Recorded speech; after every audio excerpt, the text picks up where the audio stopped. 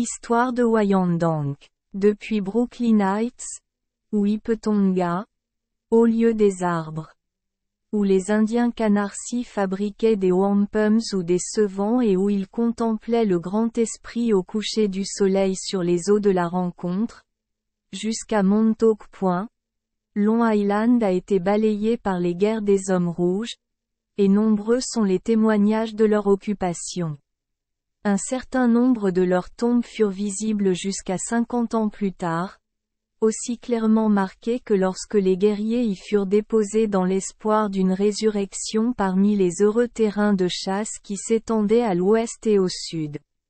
La coulée de pierres sur les lieux de décès ou les tombes de certains Indiens vénérés ou bien-aimés s'est poursuivie longtemps et avait sans aucun doute pour but d'élever des monuments en leur honneur, bien qu'à Monument Mountain, Massachusetts, Sacrifice Rock, entre Plymouth et Sandwich, Massachusetts, et à d'autres endroits, les cairns marquent simplement un sentier.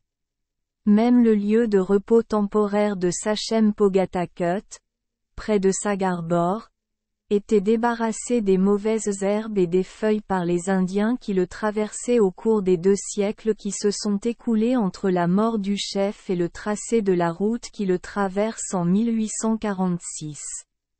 L'endroit n'est pas loin de Whooping Boys Hollow, ainsi nommé à cause d'un garçon qui fut tué par des Indiens, et parce que le frottement de 2 arbres pendant une tempête produisait un bruit semblable à celui d'un cri. Une légende plus ancienne raconte que ce bruit serait la voix colérique du magicien qui tenta de tuer Wyandhank, le « Washington des Montauk », enterré à l'extrémité de l'île. Souvent, il menait ses hommes au combat en faisant retentir le cri de guerre, copié sur le cri de l'aigle, si fort que ceux qui l'entendaient disaient que les Montauk criaient à la recherche d'une proie. C'est en tuant un aigle sur Block Island, afin qu'il puisse utiliser les plumes pour ses cheveux, que ce chef se révéla aux ennemis et provoqua un combat dans lequel tous les participants, sauf lui, furent tués. Il fut secrètement suivi jusqu'à Long Island par un magicien qui avait l'espoir d'enrôler contre lui les méchants de cette région, les géants qui ont laissé leurs traces à Bloodstone Rock, et Printed Rock, près de Napig, et d'autres. Renégat comme celui qui, ayant trahi son peuple, fut englouti par la terre, sa dernière agonie étant marquée par un coup de pied qui laissa son empreinte sur une dalle près du cimetière indien de Kongonok.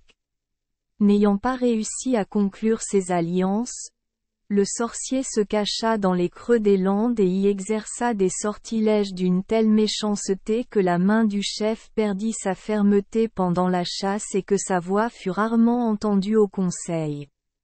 Lorsque le repère de ce maléfique fut révélé, un certain nombre de jeunes hommes entreprirent de le piéger. Ils se dirigèrent de nuit vers les collines et se déplacèrent furtivement à travers les buissons jusqu'à ce qu'ils soient presque sur lui.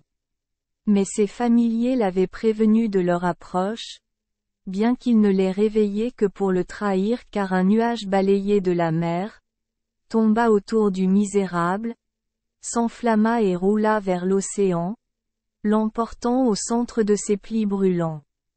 À cause du cri qu'il poussa, l'endroit porta longtemps le nom de Whooping Hollow, et on disait que le magicien visitait le lieu de ses méfaits chaque hiver, lorsque ses cris pouvaient être entendus résonner sur les collines. Merci les enfants des Esperluette Croisillon 39. Avoir écouté des contes de fées au jour Esperluette Croisillon 39. 8. Espérons que les histoires apporteront aux enfants des moments heureux et significatifs. Si vous aimez notre chaîne, veuillez appuyer sur le bouton S Esperluette Croisillon 39. Abonner, pour ne manquer aucune histoire intéressante. Je vous souhaite une bonne nuit de sommeil et de beaux rêves. Rendez-vous dans la prochaine histoire.